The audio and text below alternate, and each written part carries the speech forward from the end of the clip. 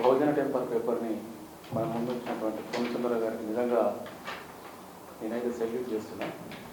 నేను 30 ఇయర్స్ నుంచి కన్న కళలన్నీ 3 పేజీలలో తీసుకెళ్తాను. దాదాపుగా నేను గతంలో వీటి మీద ప్రయత్నాలు కూడా చేశాను. ముఖ్యంగా రవీంద్ర భారతిలో ఒకసారి ఎవరి కళను వాళ్ళు ప్రదర్శించాలని నా దగ్గర ఉన్న కెపాసిటీ ద్వారా నేను ఒక 100 మందికి ఇన్ఫర్మేషన్ ఇచ్చి, రండి మీరు రవీంద్ర భారతి వేదిక మీద మీ కళల ద్వారా రాజ్యాధికారాన్ని ఎట్లా సంపాదించుకోవచ్చు, ఎట్లా పొందవచ్చు అనే దాని మీద మేము మీటింగ్ పెట్టినప్పుడు మా శక్తికి మించి వాళ్ళు 313 మంది వచ్చినారు. ఆ రోజు కళాకారు ఓన్లీ బీసీ రిలేటెడ్ కళ. అయితే అందులో చాలా వరకు వాళ్ళ ఆర్ట్ ఫామ్ను తీసుకొని వచ్చినారు. గంగిరెద్దులు ఎద్దులు పట్టుకొని వచ్చి ఆ డయాస్ మీద ఆడించినారు. చాలా కుల వృత్తులు సాధనాసురులు వచ్చి వాళ్ళ ఆర్ట్ ఫామ్ వాళ్ళ పర్ఫార్మెన్స్ని వాడు తల మీద ఇది పెట్టి ఇది పూరీలు చేసేది కడి పెట్టి దాని మీద ఆయిల్ పోసి పూరీలు చేశాడు డైరెక్ట్. అంటే ఇట్లాంటి కళా రూపాలన్నింటిని ప్రదర్శించి వాటిని ప్రజలను చైతన్యవంతం చేస్తూ రాజ్యాధికారంలో ఎట్లా మమేకం చేయాలనే దాని మీద ఆనాడు నేను కన్న కళలన్నీ ఈనాడు ఇక్కడ కనపడుతున్నాయి. ఈ మధ్యనే ఈ సెక్టర్ ఓపెన్ అయిన తర్వాత ఆశలు చాలా చిగురించి అది ప్రాక్టికల్గా వెళ్ళిపోతున్నాయి. ఇటీవల కుమరకులం మీద ఒక పాట వచ్చింది, తర్వాత ముస్లిమ్స్ బీసీ ముస్లిమ్స్ మీద ఒక పాట వచ్చింది, ఆదివాసుల మీద ఒక పాట వచ్చింది ఈ సెంటర్ నుంచి. నిన్నగాక మొన్న ఒక పాట తయారైంది భట్రాజులది. నేను భట్రాజుల పాట ఒక మిత్రుడికి వినిపించినప్పుడు చాలా పెద్ద మనిషి, అన్న ఈ పాట ఎట్లుంటుందో జనం, పెద్ద కవి కూడా ఆయన, పెద్ద రైటరు కవి. నేను ఆ కులంలో పుట్టినా ఆ కులానికి సంబంధించిన నేపథ్యంతో మా వాళ్ళు ఎవరు పాఠాలు రాయలేదు. మేము చాలా పెద్ద పెద్ద కవిత్వాలు రాసినాం, పెద్ద పెద్ద సందేశాలు ఇచ్చినాం ఈ సమాజానికి ఎట్లా ఉండాలని. కానీ మా కమ్యూనిటీ గురించి మేము రాజకీయంగా ఎట్లా ఉండాలి, సమాజంలో మా పాత్ర ఏందనే దాని మీద మీరు చక్కగా వివరించినారు సూరి, చాలా బాగుంది అని అన్నారు.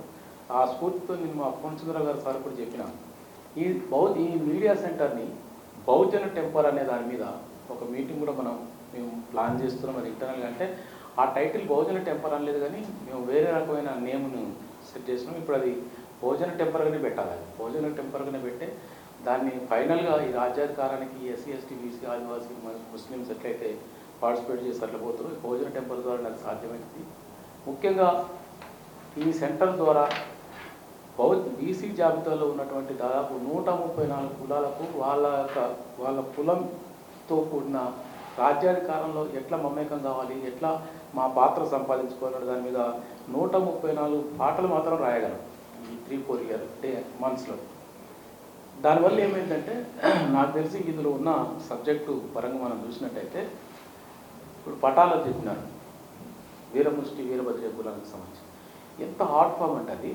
దాంట్లో మన లిరిక్స్ని జోడిస్తే ఆ కమ్యూనిటీ ఆ సామాజిక వర్గం అంతా కూడా దండకాలు వేసుకుంటున్నాం, లేకుంటే పట ముందు డ్యాన్స్ చేస్తున్నాం, వాళ్ళు చెప్పే లిటరేచరు వాళ్ళు చెప్పే సాహిత్యంతోనో ఈ మన లిరిక్స్ని యాడ్ చేస్తే డెఫినెట్గా అదొక కొత్త రకమైన దీన్ని మనం అందించడం అవుతాం సమాజానికి. ఇప్పుడు సపోజు రంగస్థలంలో ఈ గట్టునుంటావా ఆ గట్టునుంటావా అన్న పాట జానపదము సార్ చెప్తూ ఉంటాడు. ఇప్పటివరకు నేను చాలా మీటింగులు 3 దశాబ్దాల నేను ఎన్నది ఏంటంటే సార్ స్పీచ్లలో ఎంత పెద్ద తురుంకానైనా ఎంత పెద్ద తోపైనా అనుకుంటూ ఉంటారు కదా లోకల్ లాంగ్వేజ్లో. అక్కడికి వచ్చేసరికి మనం శత్రువు ఎవడో తేల్చలేదు అని నాకు తెలుసు. శత్రువు ఎవడు, మనం ఎవడి మీద ఫైట్ చేస్తున్నాం ఇంతకాలం అనేది ఇంతవరకు ఏ సంఘం ఏ ఉద్యమకారుడు కూడా చెప్పలేదు. పూర్వచంద్ర సార్ దగ్గర నేను చూసింది ఏంటంటే శత్రువు ఈడు, మనం వీడి మీద ఫైట్ చేస్తే మనకు అది వస్తుంది అనేది క్లియర్గా చెప్తున్నాడు. ఈ నేలలో ఈ రకమైన పంట నల్లరేగడలో ఈ రకమైన పంట అయితే మనకు ప్రోడక్ట్ మంచిగా వద్దని చెప్తాను నేను. ఈ నేల ఏదైనా మనోళ్ళు వేసేది ఒకటే పంట, అది నేలకు ఆ పంటకు రిలేట్ ఉంటుందా ఉండదా అనేది అక్కడ ఎటువంటి పరిస్థితులు దాని డిస్కషన్. ఇక్కడ రెడ్డి కమ్మ వెలమలు మన శత్రువులు, బహుజనుల మనం వాళ్ళని టార్గెట్గా పెట్టుకొని మనం పనిచేస్తే అసెంబ్లీకి పార్లమెంట్కి పోవచ్చు, లేకపోతే మనం ఇందిరా పార్కులోనే ఉంటాం, సోమాజిగూడ ప్రెస్ క్లబ్లో ఉంటాం. దీని సారాంశం అది. కాబట్టి ఇక్కడ నాకున్న ఇంటెన్షన్, నాకున్న ఇందులో ప్రతి లైన్ కూడా చాలా ఇంపార్టెంట్. ఈ 3-4 పేజీలలో ఇచ్చినటువంటి డాక్యుమెంటరీని మనం మీద నేను రాత్రి చందాలింగ దొరసార్తో మాట్లాడిన ఈ విషయంలో. అసలు ఆయన ఎంత 80 అబోవ్ ఇయర్స్ కానీ సూర్య మనం ఈ సాధించిన దీంతో మనం ఈయన పనిచేస్తే ఎవరు అక్కర్లేదు మనకి, ₹1 అక్కర్లేదు, ఎవడి ఇది కూడా అక్కర్లేదు.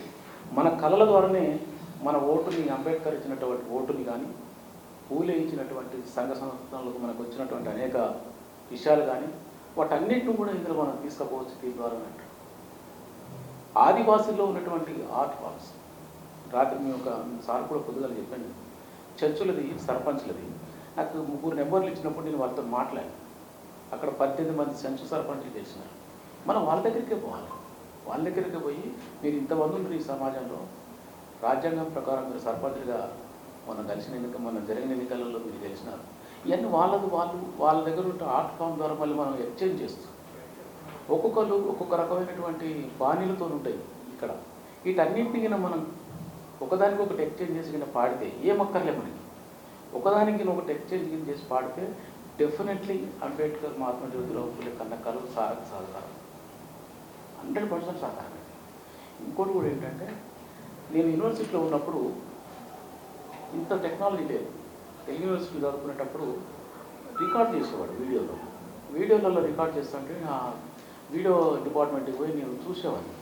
ఎప్పుడు చూసినా ఏ శాస్త్రో, ఏ చౌదరో, ఏ రెడ్డిలో పట్టుకొని పోయి ఆ రోజంతా రికార్డ్. అప్పుడు ఇంత పెద్దగా లేదు ఈ సెంటర్.